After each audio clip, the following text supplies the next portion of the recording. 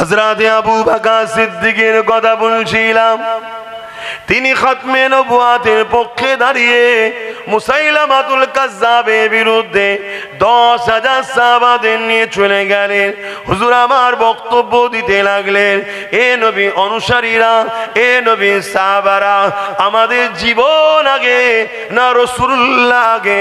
এখন যদি আমি আপনাদের জিজ্ঞাসা করি আমাদের জান আগে না আল্লাহ রাসূল আগে, উত্তর কি দেবেন? রাসূল আগে। কেন? এটা যদি আগে না হয় ঈমান তো থাকবে না, তাই তো নাকি? জানের থেকে বেশি ভালোবাসা, এটা তো ঈমান। এ নওজওয়ানেরা, কিন্তু আমি বিশ্বাস করি আপনারা যারা বলছেন নবী আমাদের জানের থেকেও আগে, এটা সত্যই বলছে আপনারা। কিন্তু সেই দিনে সাহাবারাও বলেছিল আমাদের জানের থেকে নবী আগে। সাহাবাদের হযরত আবু বকর সিদ্দিক বললেন, দেখো সাহাবারা ইসলাম জুলুম করতে শেখায়নি, আমি তাদের কাছে যাব, তাদের সঙ্গে পরামর্শ করব, মুসাইলামাতুল কাজ্জাবকে বুঝাবো, এ মুসাইলামাতুল কাজ্জাব এমন করে তুমি খতমে নবুয়াতের বিরোধী করছো কেন? আল্লাহ কোরআনে যেখানে বলেছে ওয়ালাকিন রাসূলুল্লাহ ওয়া খাতামান নবী, সেই জায়গাতে কেন তুমি নতুন করে ফিতনা তৈরি করলে? তাই আমি তাকে বুঝাবো, সে যদি বুঝে গিয়ে পরিবর্তন হয়ে যায়, ভাই আমরা কিন্তু লড়াই করব না, আমরা লড়াইয়ের পক্ষে নয়। কিন্তু সে যদি না মেনে আমাদের রাসূলের বিরুদ্ধে চারণ করে, তাহলে বুকের তাজা খুন দিতে হলো দেবো, মুসাইলামাতুল কাজ্জাবের বিরুদ্ধে লড়বো, রাসূলুল্লাহ খতমে নবুয়াতের ঝান্ডাকে তুলে ধরবো।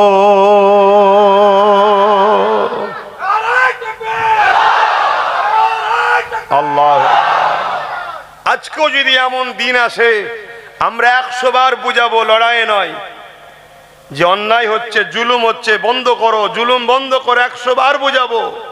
যদি না বুঝতে চায় জীবন দিয়ে হলো ইসলামের ঝান্ডাকে উঁচু করে ধরবো না, ধরবো না। হাত তুলে সাক্ষী দেন আলহামদুলিল্লাহ, এই হাত সত্য, আমিও বিশ্বাস করি, এই হাত মিথ্যা নয়। কিন্তু একটা জায়গায় পার্থক্য হচ্ছে, একটু আগে চলুন বলছি।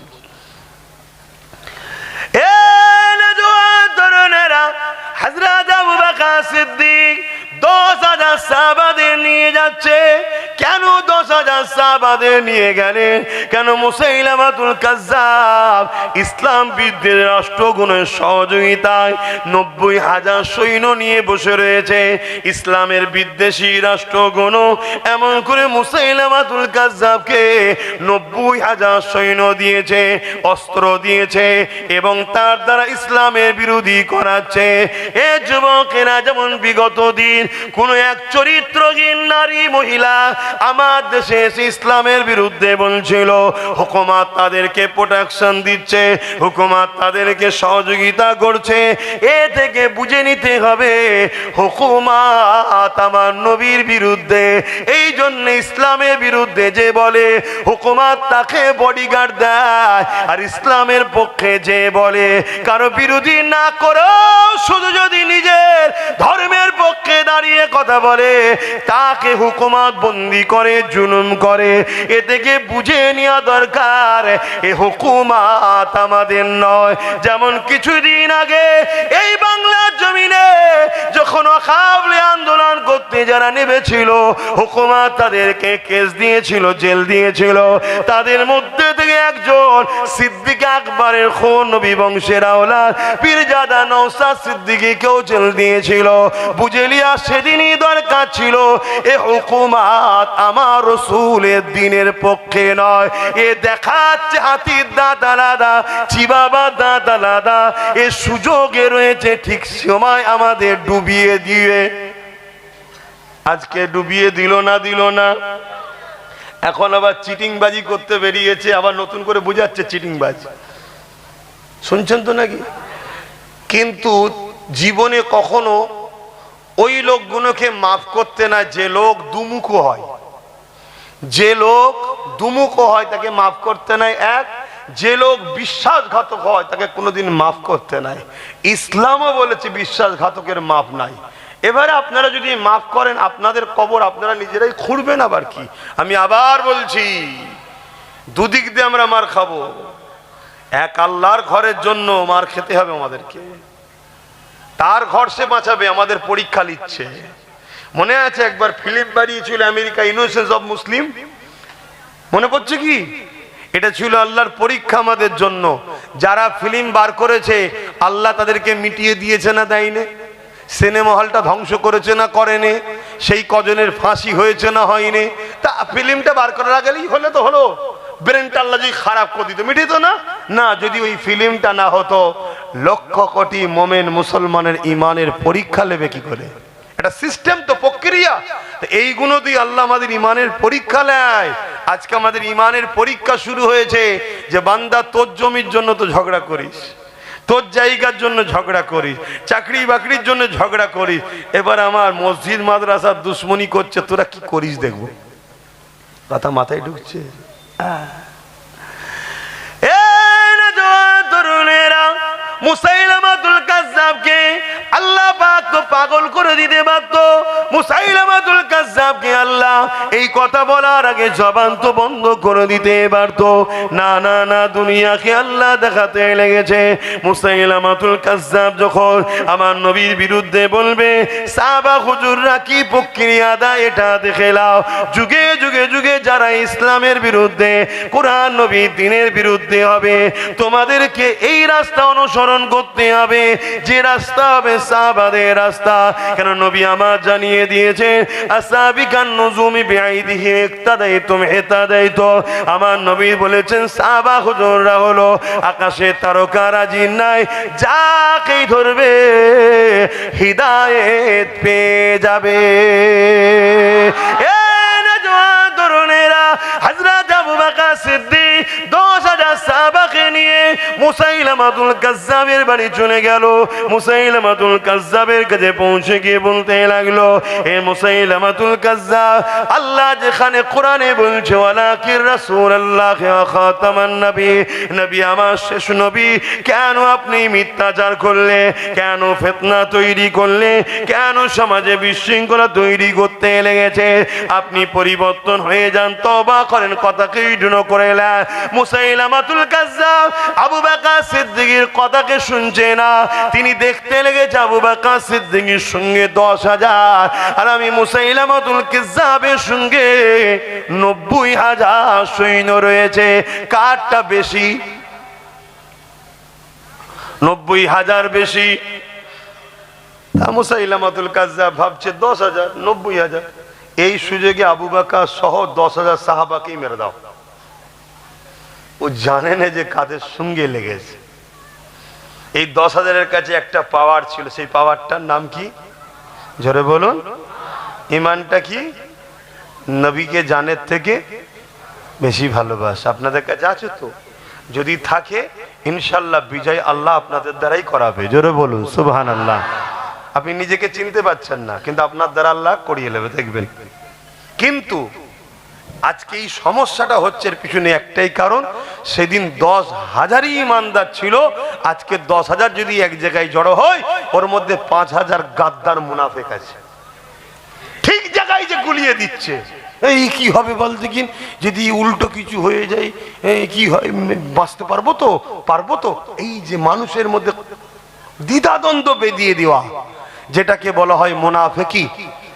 এজন্য রসুল বলেছেন, লড়াইয়ের ময়দানে যায়নি যে প্রথম থেকে, তার কাঁদাকাঁদি তবু আল্লাহ কবুল করবে, কিন্তু যে লড়াইয়ের ময়দানে গিয়ে ফিরে আসে, আল্লাহ তার তওবাকে আর কবুল করে না। শুনছেন তো? যেমন উহুদের ময়দানে মোট 1,000 লোক নিয়ে নবী যাচ্ছে। কত কত সংখ্যা বলুন? 1,000। এসব ইতিহাসগুলো জানবেন। এগুলো সব মাদ্রাসায় পড়ানো বন্ধ হয়ে গেছে। কেন? মাদ্রাসা সরকারের টাকায় চলে তো। সরকার বলেছে ওসব কিতাবুল মাকাজি টাকাজি পড়াবে না। আর আকসার খারিজি মাদ্রাসাতেও পড়ানো বন্ধ হয়ে গেছে। খারিজি মাদ্রাসায় ডাইরেক্ট সরকারের টাকা না চললেও রাত্রিরে সরকারের লরি ঢোকে, আলু ঢোকে, পটল ঢোকে, চাল ঢোকে, মালপানি ঢোকে। এ কথা বুঝছেন তো নাকি?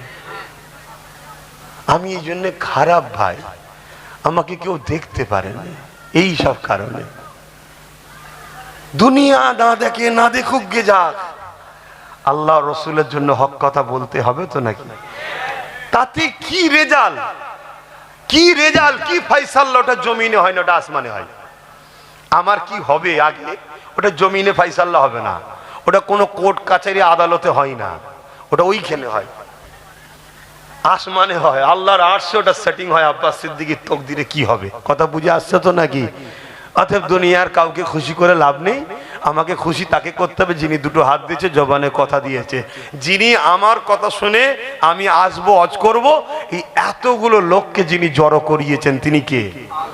এই দেখেন মুরব্বী বাপ গুণ, আমার দাদুর বয়সের লোক, নানার বয়সের লোককেও জড়ো করিয়েছেন কে? না ও ছোট মতো হুজুর, বড় হুজুর এলে নাই মুরব্বীরা আসতো, চলো বাবা বুজুর্গ লোক এসে, সেটা পচকে মতো ছোট মতো ছেলে এসছে, তারপরও মুরব্বী বাপগুলোকে কে জড়ো করিয়েছে? আবার দেখুন বাচ্চাগুলোও জড়ো হয়েছে, কিছু কি বোঝে এখন? তারপরও চলো যে এসে বসে আছে। সবচেয়ে বড় বিষয় হলো যাদেরকে খেলোয়াড়রাও 50 ওভার খেলা বসিয়ে দেখাতে পারছে না, যাদেরকে সিনেমা হলও 2 ঘন্টা ধরে রাখতে পারছে না লোক, যে যুব সমাজ এত মন যাদের চনমন এক জায়গায় বেশিক্ষণ বসার ছেলেরা নয়, তাদেরকেও ঘন্টা ঘন্টা দাঁড় করিয়ে বসিয়ে রাখে যিনি, তিনি কে? এদেরকে আনা অত সহজ ব্যাপার নয়। এই যে খদ্দের গুলো, যুবক গুলো বসে আছে, ওরে সর্বনাশ, এদের সব সময় পিছনে হাড় আছে, বাঁদর লাপাই শুধু, এখানেও খারাপ লিখছো না তো, আমি অন্য জিনিস বুঝাচ্ছি। মানে এত মন চঞ্চল, সিনেমা হল গুলো বন্ধ হচ্ছে না, হয়নি? তার মানে কিরা যায়নি আর ধর কে 2 ঘন্টা বসে থাকে বলতে কি? 50 ওভারের খেলা বন্ধ হয়ে 50-20 হয়ে গেছে, কেন? কে 50 ওভার দেখবি বলতে কি? তার মানে এত মন চঞ্চল হয়ে গেছে, এত ছটফট করছে, লাফালাফি করছে। সেই ছেলেগুলোকেও আল্লাহ শকর করে বলছি, আব্বাস সিদ্দিকী যেখানে যায় আমার আল্লাহ হাজার হাজার যুবককে ঘন্টার পর ঘন্টা বসিয়ে রাখে। বলুন মারহাবা, বলুন আল্লাহু আকবার, আল্লাহু আকবার। তাহলে এইটা যিনি করছে, আমি কথা তো তার জন্য বলবো রে বাবা, আমি অন্য কারোর জন্য বলবো নাকি? এবারে তার জন্য বলতে গেলে ফেরাউন তো নারাজ হবে, মুসা নবীর উপর নারাজ হয়েছে না হয়নি? বনি ইসরাইলের উপর নারাজ হয়েছে না হয়নি? তার কথা বলতে গেলে ইব্রাহিম নবীর উপরে নমরুদ নারাজ হয়েছে না হয়নি? ইব্রাহিম নবীর উম্মতদের উপর নারাজ হয়েছে না হয়নি? তার কথা বলতে গেলে ইমাম হোসেন পাকের উপরে এজিদ নারাজ হয়েছে না হয়নি? তার কথা বলার জন্য গরিবের নওয়াজের উপরে তৎকালীন জালিম শাসকরা নারাজ হয়েছে না হয়নি? তার কথা বলতে যাওয়ার জন্য ইমামে আজম আবু হানিফা হুজুরের উপর নারাজ হয়েছে না হয় না? ইমাম সুফিয়ান সাউরির উপর নারাজ হয়েছে না হয় না? ইমাম বুখারীকে নিজের এলাকা ছেড়ে চলে যেতে হয়েছে, এসব ইতিহাস জানেন? ইমাম মালিক হুজুরকে বেতের আঘাত দিত, বেতের আঘাত, সে জাতা বেত নয়, যেখানটা মারবে চামড়াটা উঠে আসবে। আহ আল্লাহ আল্লাহ আল্লাহ, এই আল্লাহর কথা, হক কথা, দিন কথা। আল্লাহর কথা মানে মানবতার কথা, ইনসাফের কথা, ইনসানিয়াতের কথা, মনুষ্য জাতিকে বাঁচাবার কথা। আরে নামাজ তো ব্যক্তি জীবনের ইবাদত, আমি নামাজ পড়বো আমার লাভ, কথা বুঝে আসছে না? নয়, কিন্তু মসজিদে দাঁড়িয়ে জুম্মায় যে খুতবাটা ইমাম দিচ্ছে, মানবতার কথা বলছে, ইনসাফের কথা বলছে, এ বাবা মানুষকে ভালোবাসো, গরিবকে খানা খাওয়া, এটা কি ইসলাম নয়? তো গরিব যদি না হয় তাহলে গোলাম হবে কি করে? সরকার বানাচ্ছে গরিব আর ইসলাম বলছে খানা খাওয়াও, তুমি খাইয়ে দিচ্ছ, তাহলে গরিব থাকবে কোথায়? এজন্য তোমাকে মিটাতে হবে। বুঝে আসছে ইসলামের উপরে রাগটা কেন? তো ভাইরা আমার, মুসাইলামাতুল কাজ্জাবের বিরুদ্ধে হযরত আবু বকর সিদ্দিক যখন বুঝাতে লাগলেন, তাকে পরামর্শ করছে, তুমি এটা করছো কেন, ফিরে আসো, পরিবর্তন হও। মুসাইলামাতুল কাজ্জাব দেখছে আবু বকরের দিকে 10,000, আমার দিকে 90,000, এই সুযোগ ছাড়া যাবে না। আজকেও অনেকে দেখছে, খুব মন দিয়ে বুঝবেন, আজকেও অনেকে দেখছে। পুরো দেশ আমার হাতে, মিলিটারি আমার, স্বরাষ্ট্র দপ্তর আমার, সব জায়গা আমার, অঙ্গরাজ্যগুলোই যারা আছে তারাও আমার। কি আমার নয়? ইনি উনার নয়? তো এই সুযোগ মুসলমানকে শেষ করে দে। ওদের না কোনো ক্ষমতা আছে না কিছু আছে, এই সুযোগে ঝেড়ে দেয়। এই শুনছেন? কিন্তু জানেন আল্লাহ প্রথম চিটেগুলোকে পরিষ্কার করে দেবে, এটা ঠিক কথা, অস্বীকার করা যাবে না। কিন্তু তারপরে যে কটা ইমানদার সলিড থাকবে ওই কটার নেতৃত্বে এদের যে কি দশা আল্লাহ করবে সব ইতিহাসে আমার নবী বলে গেছে। শুনছেন তো? কোনো টেনশনের নেই তো, কোনো টেনশন নেই। আমি একটা জিনিস বুঝি, এ জানটা দিয়েছে কে? এটা আমি আল্লাহকে দেবো না। যদি কেউ বলে রাখতে পারবেন? জোরে বলুন, কারা আল্লাহর খুশির জন্য দিতে পারবেন? হাত তুলুন। মারহাবা, নারে তাকবীর, নারে তাকবীর। এটাই তো আল্লাহ দেখতে চাইছে, যে জান দিলাম আমি। তুই যদি বলিস দেবো না, ওই আমেরিকার প্রেসিডেন্ট যে ছিল তারও জান কেড়ে নিয়েছি। কি কাউকে বাদ দিইনি। ফেরাউন, নমরুদ, পৃথিবীর রাজা ছিল, বাদ দিছে নাকি? তাহলে জান তো আমি লবো, কিন্তু কেউ যদি খুশিতে আমার রাস্তায় দেয় তারটাও আমি লবো, কিন্তু তাকে নিয়ে গিয়ে আমি জান্নাতে রাখবো। জোরে বলুন সুবহানাল্লাহ। এবারে আপনার ব্যাপার, এটা আমার ডিউটি ছিল, বলে দিচ্ছে আপনাকে। আপনি কি করবেন এটা আপনার ব্যক্তিগত ব্যাপার। নামাজের জন্য যেতে হবে না, আপনাদের ডিউটি আছে, যান। এখানে ওয়াজ করলে মসজিদ অসুবিধা হবে না তো? হ্যাঁ ঠিক আছে, হ্যাঁ হ্যাঁ ঠিক আছে। তো ভাইরা আমার, কেন আমার একটু দেরি হয়ে গেছে আসতে, কি করব, গাড়ি ঘোড়ার ব্যাপার, গাড়ি ঘোড়ার ব্যাপার। হযরতে আমার হযরতে আবু বকর সিদ্দিক যখন এ কথা বললেন, মুসাইলামাতুল কাজ্জাব কথা না শুনে ইশারা করলো যে এই সুযোগে 10,000কে মেরে দাও। আল্লাহ নবী সাহাবী হযরতে আবু বকর সিদ্দিক সঙ্গে সঙ্গে যখনই আচমকা মুসাইলামাতুল কাজ্জাবের বাহিনী হামলা করে দিল, আবু বকর সিদ্দিক আওয়াজ দিয়ে বললেন, নবী সাহাবারা, এ আমার ভাইরা, জান বাঁচানো ফরজ, ডিফেন্সে নেমে যাও। এই না জওয়ান তরুণেরা, 10,000 সাহাবা 90,000-এর মোকাবেলায় ডিফেন্সে নেমে গেছে, কিন্তু 10,000-এর কাছে এমন একটা পাওয়ার রয়েছে, ওই পাওয়ারের কাছে 90,000 বেশি গুণ টিকে থাকতে পারলো না। কিছুক্ষণের মধ্যেই 10,000-এর মোকাবিলার সামনে 90,000 মুসাইলামাতুল কাজ্জাব বাহিনীকে আল্লাহ জাহান্নামী করে দিলেন।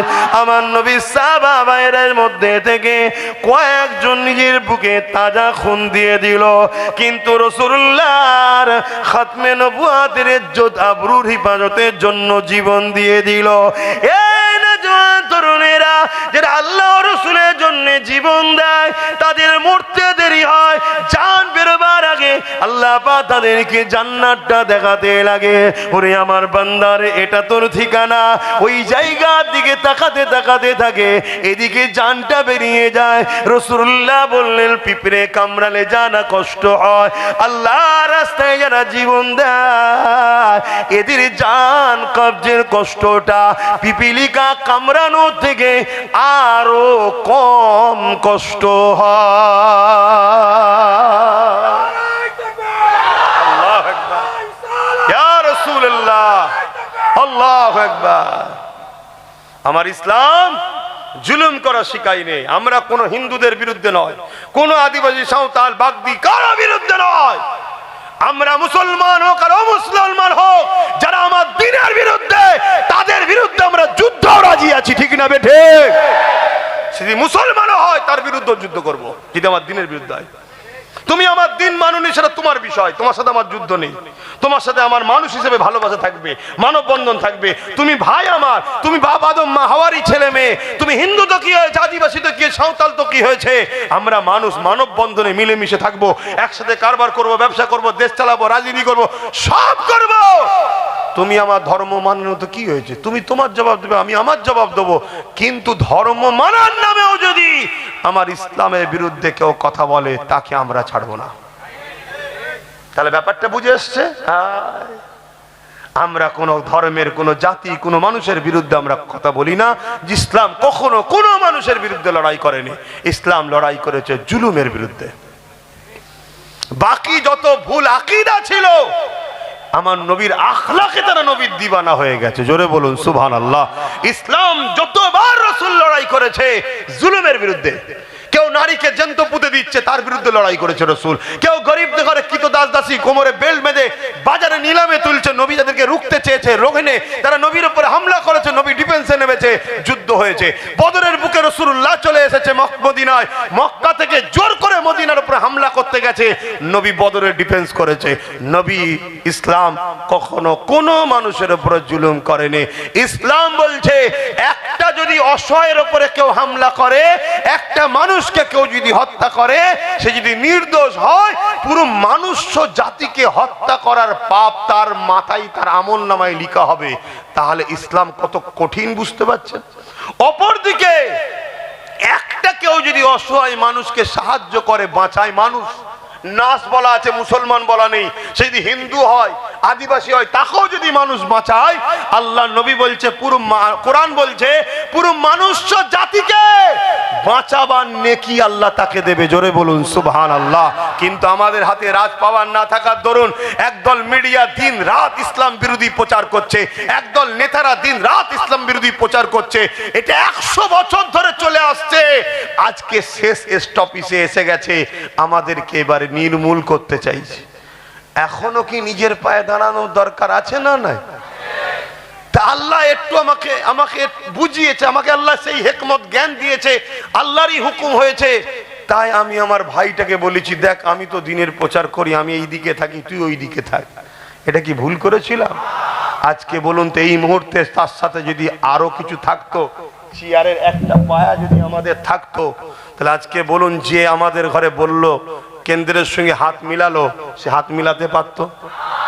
কেন এই চেয়ারে সে বসে আছে তো কি হয়েছে, 3টে তার একটা আমার, আমি বলতাম ওঠো, পা খুলে নিতাম, সরকার পড়ে যেত। এইটাই তো আমি বারবার বুঝাচ্ছি আমার কমকে।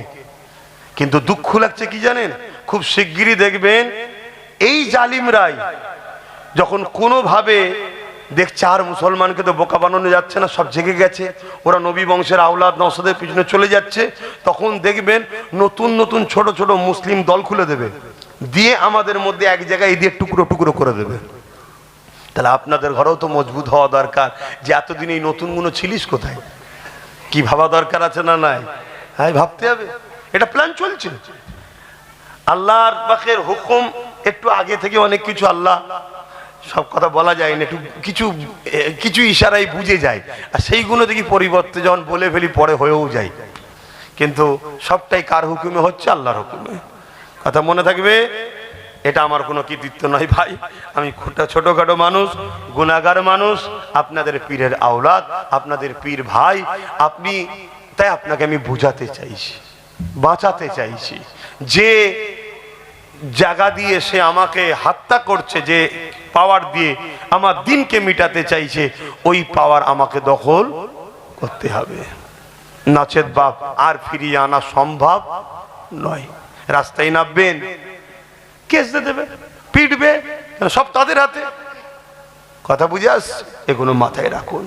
তাহলে অন্যায় দেখলে কি করতে হয়, সাহাবা হুজুররা শিখিয়েছে না শিখায়নি? হ্যাঁ, এটা মাথায় রাখতে হবে।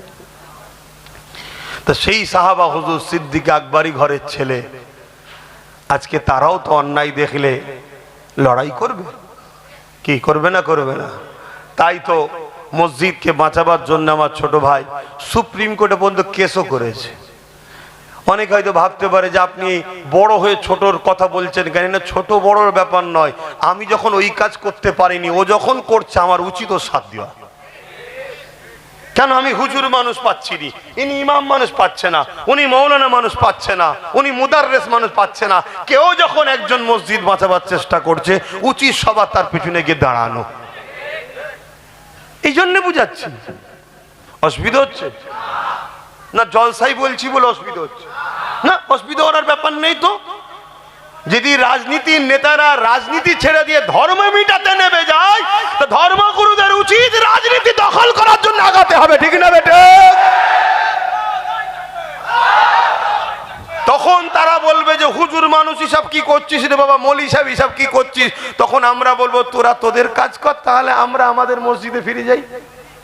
কি প্রত্যেকটা মসজিদে উচিত এই অকাবলি আলোচনা করা দরকার, প্রত্যেকটা জলসায় অকাবলি আলোচনা করা দরকার, প্রত্যেকটা জায়গা জায়গাতে আজকে আলোচনা করা দরকার যে এরা রাজনীতির নামে মানুষের রুজি রুটি শিক্ষা কর্মসংস্থান দেশ কি করে নিরাপদে থাকবে, কি করে বারবার সন্ত্রাসরা এসে দেশে হামলা করছে, কেন দিল্লিতে এসে সন্ত্রাস হামলা করবে, তুমি কি ঘাস কাটছিলে নাকি, এর জবাবটা কে দেবে? এ বিষয়ে তোমার খেয়াল নেই কেন? আজকে আমার দেশ বন্যায় ডুবে যাচ্ছে, অবৈধ জায়গাতে কোটি কোটি টাকার বিল্ডিং নির্মাণ হয়ে যাচ্ছে, সেগুলোকে ভাঙার বেলায় তোমাদের চিন্তা নয়, আমাদের গার্ডের পয়সায় তৈরি করো আমাদের জায়গার মসজিদ ভাঙতে চাইছো। এ থেকে বোঝা যায় তোমরা ক্ষমতার জোরে ইসলামকে মিটাতে চাইছো। তাহলে আমাদেরকে ক্ষমতা তৈরি করে তোমাদের ডিফেন্স করতে হবে, ঠিক না বেঠে? হাত তুলে বলুন ঠিক না বেঠে? এটা আমি অন্যায় করছি? এখনো জাগো কম নাই, যে ক্ষমতাটা আল্লাহ এখনো রেখেছে হাতে ভোট দিয়া, ওটাও আল্লাহ এদের হাত দিয়ে কেড়ে। তুই তো কাজের নয়, তোর ব্রেন থাকা অবস্থা ব্রেন না খাটাছো, ব্রেন রেখে কি লাভ? ঠিক তো নাকি? এখনো সময় আছে, যদি না সময় মতো কাজ করো। সেই একটা জায়গায় প্রায় জায়গায় বলেছিলাম, ওই একটা ব্যাংক, ওই একদল লোক পিকনিক করতে গেছে আর একটা ব্যাংক লাভ মেরে গিয়ে হাঁড়িতে পড়েছে। আর সবে চুলো ধরিয়েছে, তো ঠান্ডা পানি, কলের পানি, ফ্রেশ পানি, খুব ঘুরছে, বেশ ভালো লাগছে, তো আনন্দ করছে। কিছুক্ষণ পরে হাঁড়ি গরম হয়েছে, পানিটা গরম হচ্ছে, বলছে রে কি ব্যাপার, বলছে গরম গরম লাগছে কেন? তারপরেও দেখছে গায়ে তো মেনিয়ে নিচ্ছে, এখনো ঘুরছে। লাস্টে যখন খুব গরম আস্তে আস্তে বাড়ছে, তখন ও বুঝেছে পানি আমার নয়, কিন্তু চাইছে লাফিয়ে বেরোবার, আর লাফাতে পারছে না। কেন? ওই গরমে আস্তে আস্তে আস্তে শরীরে এনার্জিটাকে কিনে নিয়েছে। কাল তুমি চাইবে হয়তো লাভ মেরে বেরোবার, যদি এখনই তুমি লাভ না মারো আর বেরোতে, তোমার এনার্জি শেষ হয়ে যাবে। সময় থাকতে থাকতে কাজ করতে হয়। আমরা ছোটবেলায় শুনেছিলাম, ওই কি বলে, খাদ্য সংগ্রহ করতো পিপিলিকার একটা কি যেন বলে, ফড়িং, হ্যাঁ, খাদ্য সংগ্রহ করতো শীত আসার আগে, কেন সব গাছপালা সব হয়ে যাবে, আরে বরফ পড়ে যাবে। ও ফড়িং কোনো গুরুত্ব দেয় না, উড় ঘুরে ঘুরে ঘুরে ঘুরে বেড়াচ্ছিল, কিন্তু লাস্টে দেখা যাচ্ছে ফড়িং এক জায়গায় চিৎ পাতে পড়ে আছে। তা সব কিছু টাইম আছে, ঠিক না? ঠিক গো, টাইমটা বোঝো। একবার যদি কেউ তোমার সঙ্গে ধোকা দেয়, বিশ্বাসঘাতক করে, তাকে আর মাফ করতে নাই। আল্লাহ নবী বলেছে, পাহাড় সরে গেছে বিশ্বাস করো, মানুষ পরিবর্তন হয়েছে সহজে বিশ্বাস করো না। একটু দেখো, কথা বুঝে আসছে? একটু বুঝে বুঝে কাজ করো, বোঝার যদি হয় বোঝো। আসেন বাপেরা, যে কথা বলছিলাম, ইসলামের যুগে যুগে হামলা হয়েছে ইসলামের ওপরে, যুগে যুগে আমার রাসূলুল্লাহ শানে গুস্তাখি হয়েছে, যুগে যুগে আল্লাহ বিদ্বেষী কথা হয়েছে, যুগে যুগে মাদ্রাসা মসজিদ গুলোকে ভাঙা হয়েছে। তাদের মধ্যে থেকে একটা হলো চেঙ্গিস খান, যে বাগদাদের উপরে হামলা করে দিয়েছিল, বাগদাদের মাদ্রাসা গুলোকে পুড়িয়ে দিয়েছিল, বাগদাদের লাইব্রেরি গুলোতে পুড়িয়ে দিয়ে হাজার লাখো কিতাবকে জ্বালিয়ে দিয়েছিল, বাগদাদের মুসলমানদেরকে কতল করেছিল, এত মার মেরেছিল। মুসলমানদের রক্তেতে দাজলা বলে একটা নদী আছে, ওই নদীর পানিটা লাল হয়ে গিয়েছিল, 1 লক্ষর উপরে উলামাদেরকে মেরেছিল।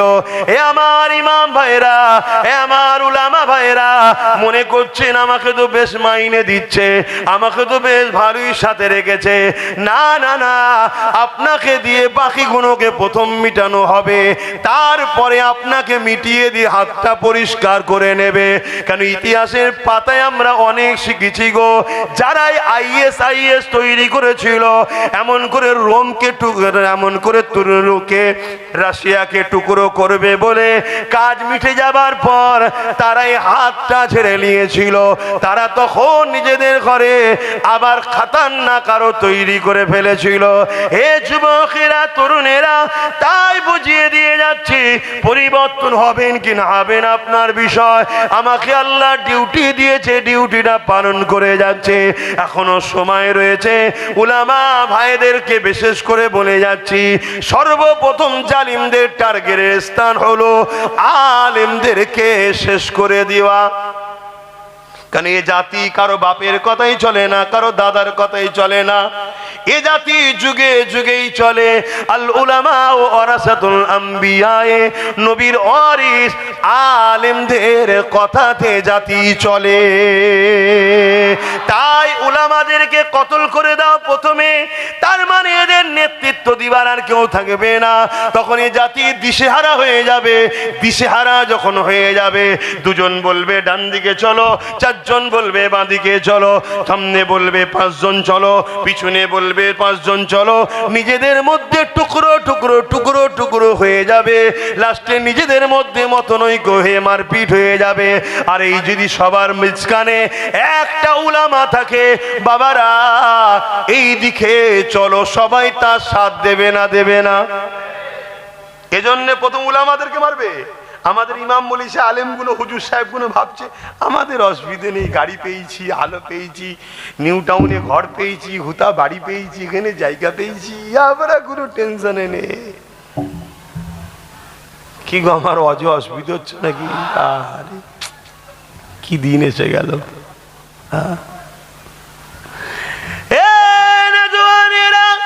চিঙ্গিস খান এমন করে মুসলমানদের রক্তে দে দাদলা নদী লাল করে দিয়েছে গো। এই দিনে দেখা যায় চিঙ্গিস খান একটা বাগদাদের বড় মাদ্রাসায় হামলা করেছে। মনে রেখে দেন, মন দিয়ে শোনেন, ইতিহাসগুলো মন দিয়ে শুনবেন। এমন করে 300 আলেমকে বন্দি করেছে। এত বড় মাদ্রাসা 300 আলেমকে বন্দি করে ওই 3টে কাতারে দলভুক্ত করেছে। 100 করে 3টে কাতারে ভাগ করেছে। আর ঘোড়ার ওপরে চিঙ্গিস খান রয়েছে, তার সৈন্যরা সব দাঁড়িয়ে দাঁড়িয়ে চিঙ্গিস খানকে পাহারা দিচ্ছে। এমন সময় চিঙ্গিস খান জাল্লাদকে হুকুম করে দিল, প্রথম কাতারের উলামাগুলোকে কতল করে দাও।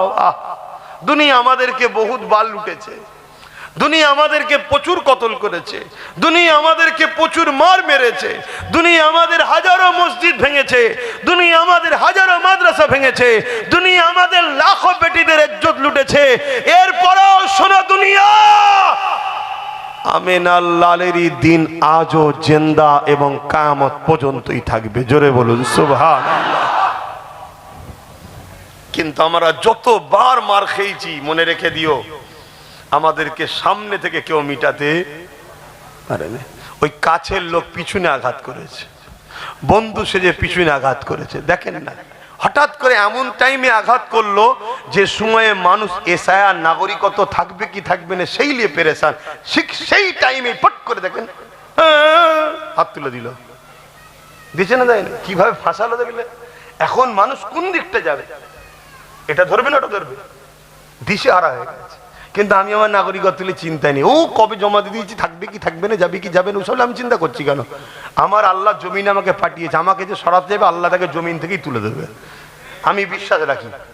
কথা বুঝে আসছে না? নয়, কিন্তু আমার কাছে টেনশন এটা, আমার খোদার ঘরগুলো কি হবে, আজ এয়ারপোর্টের ভেতরে মসজিদটা কি হবে, আজ টাউন সিটি এলাকাগুলো যে বড় বড় সব কবরস্থান আছে, কোটি কোটি টাকা দাম, 50 বিঘে, 10 বিঘে, 15 বিঘে, 20 বিঘে, এক এক কাটার দাম 5 কোটি টাকা, 10 কোটি টাকা। এই দেখলেন না আপনাদের নিউ টাউনে আমাদের সরকার হিন্দু ভাইদের ধর্মস্থান করার জন্য জায়গা দিচ্ছে, 1100 কোটি টাকার জায়গা। কত টাকা? আর অপরদিকে হিটকোর ভেতরে মুসলমানদের নিজেদের দান করা অল্প জায়গা আছে, সেইটাকে রাজ্য সরকার চুরি করে হিটকোকে বিক্রি করছে। তাহলে এই চোর সরকার মসজিদের জায়গা চুরি করেছে। কথা বুঝে আসছে না? নাই, তাহলে এই মসজিদের পক্ষে না বিপক্ষে? আর এই কথা যখন নওশাদ বলছে, এরই দলের আর একজন নামদারি মুশরিক মুসলমান আছে যে নিজেকে হাজি বলে, হারামখোর, জাহান্নামের কুত্তা, তো জন্মের গন্ডগোল আছে। দেখ, সে আজকে নওশাদের বিরুদ্ধে বলছো নাকি বিজেপির কতদিন চামচাগিরি করবে, এই বলেছো না? বলে না, ও জাহান্নামের কুত্তা, শয়তান। ও কিছুদিন আগে বলেছিল ইসলামে নাকি অশান্তি আছে, বলেছে না? বলেনি? ও আবার বলছে আমি মুসলমান। মুশরিক, একটা মুশরিক যে শিরক করে তাকে মুশরিক বলা হয়। আজকে এই বিষয়ে তার কথা আছে যে হিটকো কেন জমিটা বিক্রি করলো। তাহলে এই সব কটা গাদ্দার এক জায়গায় হয়েছে। এ কথা বুঝছেন না, বোঝেননি? আর সেই জায়গায় আপনাদের পাড়ায় পাড়ায় প্রত্যেকটা গ্রামে গ্রামে কিছু কিছু কিছু কিছু মুসলিম এরম গাদ্দার মুনাফিক রেখে দিয়েছে। তাদের ঘরে পয়সা দিয়ে, অর্থ দিয়ে জজ, উকিল, ডিএম, পুলিশ, ব্যারিস্টার করেনি, মুসলিম এলাকায় গুন্ডা তৈরি করেছে। আর ওই গুন্ডাগুলো নিরীহ মুসলমান যখনই নিজের কওমের কথা, নিজের অধিকারের কথা, বাঁচার কথা বলবে, ওরা তখন এসে তোমার উপরে হামলা করবে, তোমার কাজ বন্ধ করবে, জুলুম করবে। এই বাঁচতে যদি চাও, নিজের এলাকার মুনাফিক সুরাতে কাঁটা যে আছে সেগুলোকে আগে পরিষ্কার করতে হবে। হয় শুধরে যা, আর নাই পরিষ্কার করতে দাও। কথা বুঝে আসছে না? নাই? হ্যাঁ, আমি ওপেন বলে যাচ্ছি, কোনো অসুবিধে নেই। আমার তকদিরে খোদা যেটা লিখে রেখেছে সেটা হবে। আমি কারো ভয় করি না, কারো কেউ বেঁচে নেই, কারো ধার ধরি না। আজকে কোথায় যাচ্ছে এই নওশাদ বিজেপির চামচা? যে কটা নওশাদকে বিজেপির চামচা বলবে, ওই কটা জন্মের গন্ডগোল আছে, খেয়াল করে দেখবেন। হয় মসজিদের জায়গা ঝেড়ে খায় না, অকাপের জায়গা ঝেড়ে খায় নাই, নিজের কোনো অবৈধ এ করে বসে আছে, এরকম কোনো না কোনো ফিতনার মধ্যে রয়েছে। কথা বুঝে আসছে না? নাই? কত বড় শয়তানিরা আজকে মুসলমান দাবি করে। এরা আবার এই দেখেন আমাদেরকে এই মুখা বানাচ্ছে, এই দেখো মুসলমান তো, এই দেখো মুসলমান তো, এই দেখো মুসলমান তো। ভালো শিক্ষিত, ভদ্র, এডুকেটেড পার্সন, ভালো মুসলমান, সমাজের পক্ষে, মানবতার পক্ষে মুসলমান, সেই মুসলমানকে কখনো তুলবে না। তুলবে সব 2 নম্বর দুগলা মার্কা গুন্ডাগুলোকে তুলবে। শুনছেন তো নাকি? এদেরকে চিনতে হবে। তা আমি আমার বাপকে, ভাইকে, মাকে, বোনকে চিনাবো না? চিনাবো না? জোরে বলেন। অসুবিধা হচ্ছে আপনার? এটা আওয়াজ দিয়ে বলেন, অসুবিধা হচ্ছে? ভাইয়েরা আমার, কি কথা বলছিলাম? চিঙ্গিস খান 300 আলেমকে কাতার দিয়েছে। 100 করে 300 আলেমকে কাতার দিয়েছে। দিয়ে একটার পর একটা আলেমকে, প্রথম কাতারে 100 আলেমকে কতল করার হুমকি দিল। একটার পর একটা ধারালো অস্ত্র চালাচ্ছে। ভাবো ধর থেকে কল্লাটা আলাদা হচ্ছে, ফিচকিরিতে রক্ত বেরোচ্ছে। চিঙ্গিস খান মজা নিচ্ছে কিভাবে আমাদেরকে মেরেছে। ইতিহাসের পাতায় একটা দেখাতে পারবে না ইসলাম কখনো কাউকে জুলুম করেছে। কথা বুঝে আসছে? রাজাই লড়াই হয়, ওতে ইসলামের ব্যাপার নয় তো। এই রাজাই লড়াই হলে ইসলামের ব্যাপার? হ্যাঁ, যখন কোনো মুসলমান ভালো কাজ করবে তখন সেটাকে প্রচার করবে না। কোনো দলের গুন্ডামার্কা মুসলমান যদি কোনো ভুল কাজ করে তখন সেটাকে হাইলাইট করবে, এই দেখো মুসলমান এই করেছে। কেন মুসলমান কি হলো? তো মুসলমান নয়, তো অমুক দলের লোক, অমুক দলের কথাই কাজ করেছে, ওটা তখন বলবে না। সেই ঘুরিয়ে আমাদেরকে ক্ষতি করো, ইসলামকে অপমান করো। তো ভাইয়েরা আমার, যুবক জাগো, যুবক ওঠো, ভাবো, বোঝো, বিরাট বড় ভয়ানক মেঘলা উঠেছে। শুধরে যাও যুবক। তোমার মাচানে আড্ডা দিবার জন্য তুমি আসনি, তুমি গান নিয়ে, মেলা নিয়ে, ফাংশন নিয়ে হই হই করার জন্য তুমি আসনি যুবক। ওই দিকে করতে গিয়ে তোমার কি হারাচ্ছে তুমি বুঝতে পারছো নি? হ্যাঁ, কতদিন আগে বোম্বাই কি বলে বিহারে ভোট হয়ে গেল, যারাই 10,000 টাকা দিয়ে নেচেছে, ভোট দিয়েছে, তারাই এখন কাঁদছে, বলছে আরে 10,000 रुपया दिए थे हम जाके ভোট ডাল দিয়ে আজ हमारी घर তোর রায়। জিতার পরে তাদেরই ঘর ভেঙে দিচ্ছে। দেখেছেন তো নাকি? এগুলো দেখাবেন, সমাজকে একটু দেখান। যদি শেখে আমার কম 1000, 2000, 5000 ভোট বিক্রি করবে, করো না, করো। আব্বাস সিদ্দিকী গেলে চিন্তা করতে হবে না। আব্বাস সিদ্দিকীর একটা আলাদা পাওয়ারের ব্যাপার আছে। কথা বুঝে আসছো তো নাকি? ইজা জুলজিলাতিল আরদু জিলজালাহা, বেশি পাকামু করবে ভূমিকম্প হয়ে পুরো কলিকাতাই শেষ হয়ে যাবে। এই কথা বুঝে আসছো না? নাই? ইজা জুলজিলাতিল আরদু জিলজালাহা, আল্লাহ কঠিনতম ভূমিকম্প পাঠাবে, কঠিন ভূমিকম্প। আকাশ সমান বাড়ি করেছো, গরিবের রক্ত ঝেড়ে, এতিমের রক্ত ঝেড়ে, মানুষের পয়সা, সে মানুষটা হিন্দু হতে পারে, তারও পয়সা ঝেড়ে যদি কেউ বাড়ি করে তার উপরও আল্লাহ লানত হবে। ও হিন্দুতে কি হয়েছে? স্রষ্টা তো সবার একজনই। তুমি স্রষ্টার সৃষ্টিকে জুলুম করে, তার জায়গাকে দখল করে, তাকে মেরে বার করে দিয়ে তুমি সেখানে আকাশ ছোঁয়া বাড়ি করেছো। খোদার গজব আসবে না? আসবে, খুব শিগগিরই আসবে। যাক, আমার মসজিদের জায়গা হিট করে ওখান থেকে লেলিচ্ছে, দেখছেন না? তো বাঁচাতে হবে না? বাঁচাতে গেলে ঐক্যবদ্ধ হতে হবে। পাশাপাশি যে পাওয়ারে লোহা কাটছে, জায়গা লিচ্ছে, ওই পাওয়ার দখল করতে হবে। ওই পাওয়ারের ভাগিদারি যে দেবে তার সাথে আমরা থাকব, যে ভাগিদারি দেবে না তার সাথে আমরা, ওই বলবে আমায় দাও আমি তোমায় রুখবো, আমায় দাও, আমি তোমায় বাঁচাবো। বলেছিল না কলকাতার নামাজে দাঁড়িয়ে রেড রোডে, বিজেপির হাত থেকে আমি বাঁচাবো। পুরো দেশে আবার বলছে, মানে পাগলি যে কখন কি বলে বোঝা মুশকিল। বাঁচাবো, কোনো চিন্তা নেই। আর লাস্টে কি ভাষণ ফেসে দিল, হ্যাঁ হাসুনি, কোন গর্তেই পড়ে আছো বুঝতে পারছো নি, হাসি বেরোচ্ছে তোমাদের মুখ দিয়ে। হ্যাঁ, ওই রকম বললে হবে না। বাঁচাতে যদি সত্যিই চাও আসো, বন্ধুত্ব করি, একসাথে পার্টনারে লড়াই করব। তোমারও থাকবে অংশ, আমারও থাকবে অংশ। তুমি বেশি লাও না, আমাকে 10%ই দাও না।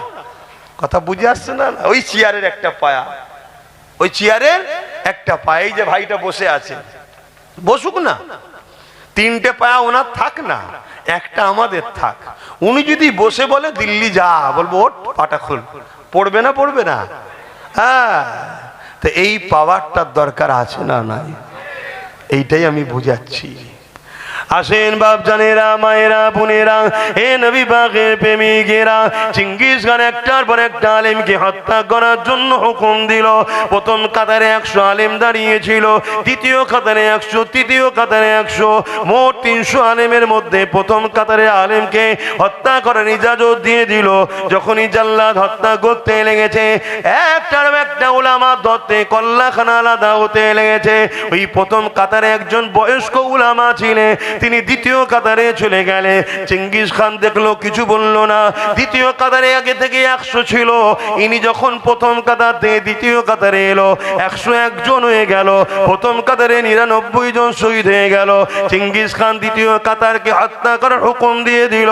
দ্বিতীয় কাতারে আবার যখন কতল হতে লেগেছে, ওই উলামা, বুজুর্গ উলামাটা, বয়স্ক উলামাটা তৃতীয় কাতারে চলে আসলো। দ্বিতীয় কাতারে 99 জন এমন করে শহীদ হয়ে গেল, হত্যা হয়ে গেল। 100 জন হত্যা হয়ে গেল। এমন করে 3 নম্বর কাতারে ওই উলামাটা গিয়ে চলে এলে। চিঙ্গিস খান গিয়েছে, ওই উলামার সামনে বলতে লেগেছে, এ মুরব্বি, এবারে তুমি কোথায় যাবে? প্রথম কাতার থেকে দ্বিতীয় কাতারে চলে এসেছো, দ্বিতীয় কাতার থেকে 3 নম্বর কাতারে চলে এসেছো, এবারে তুমি কোথায় যাবে?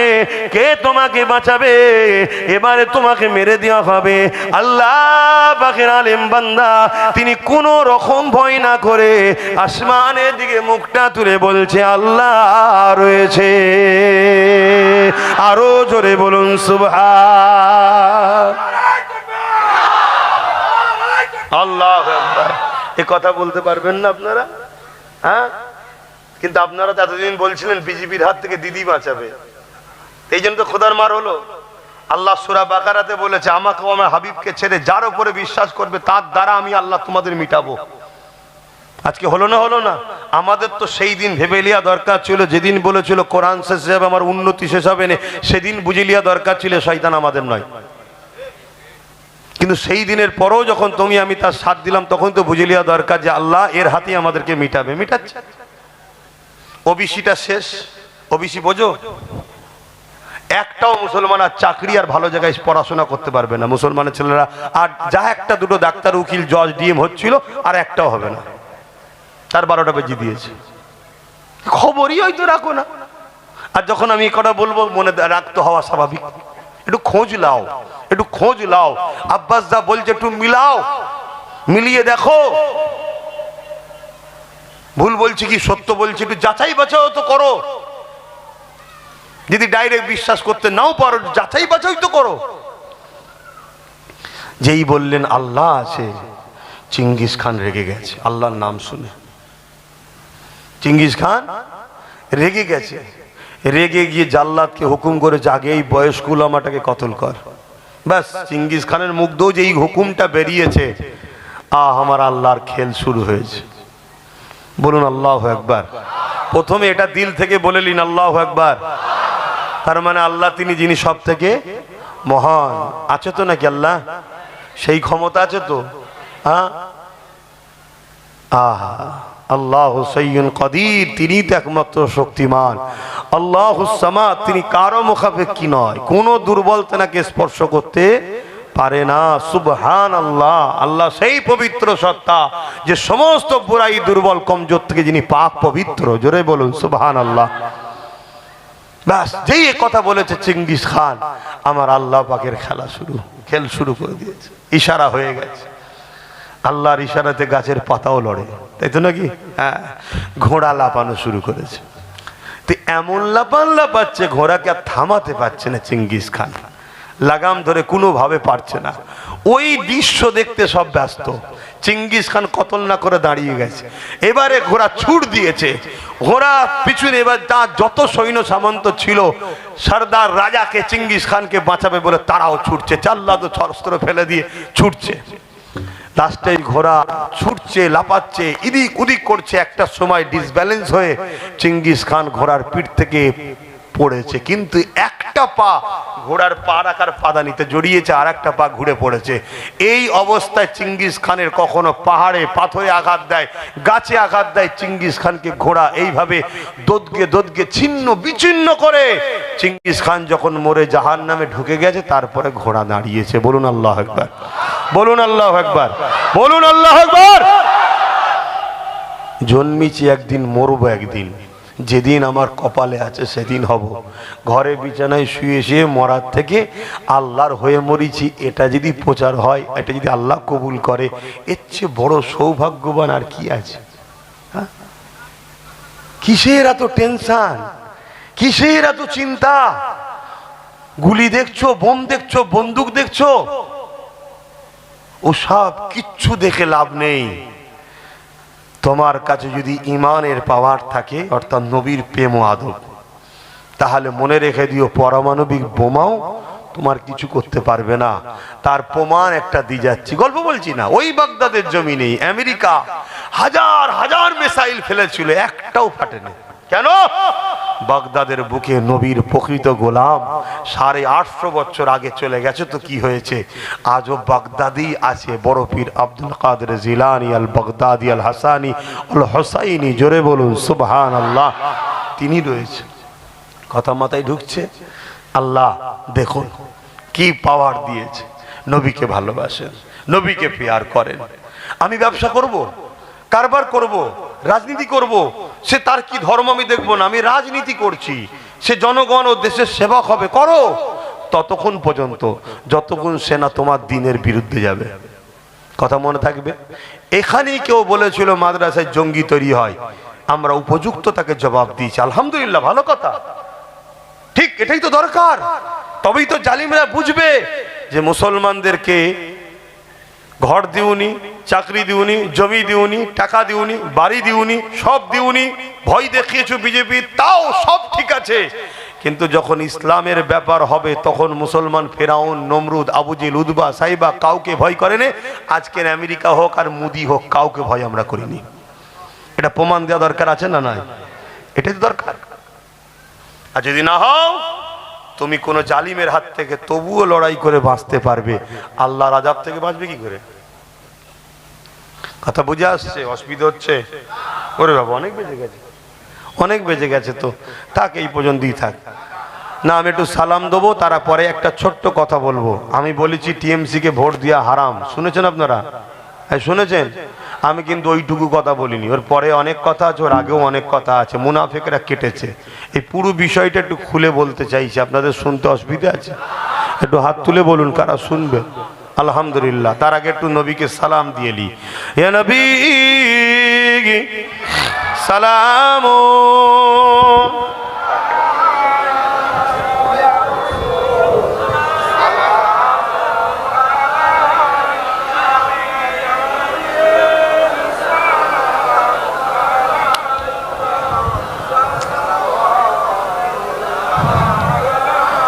طلع البدر علينا من شنيات الوداع وجب الشكر علينا ما دعا لله أحداي يا نبي سلام يا رسول ইয়া হাবিব সালাম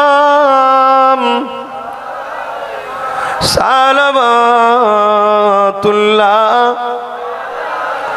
কঠিন হাসরের দিনে কি আছে মোদের কপালে গুনাহগার উম্মাত আপনার লইবেন সঙ্গে মাহশরে ইয়া নবী সালাম